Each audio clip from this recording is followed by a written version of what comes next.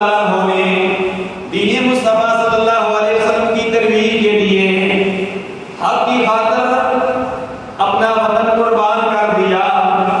वो भी वतन पाकिस्तान जैसा नहीं था, मिस्र जैसा नहीं था, अफगानिस्तान जैसा नहीं था, शाम जैसा नहीं था।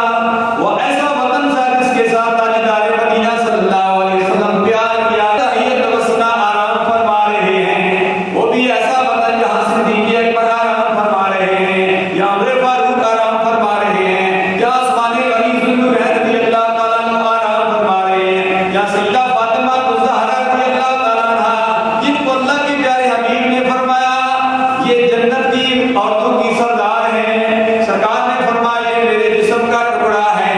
वो सैयदा फातिमा ज़हरा मदीना तैयबा जन्नतुल बकी में आराम फरमा रही हैं। वो प्यारा प्यारा शहर, वो प्यारा प्यारा वतन इमाम आली मकाम रज़ी अल्लाह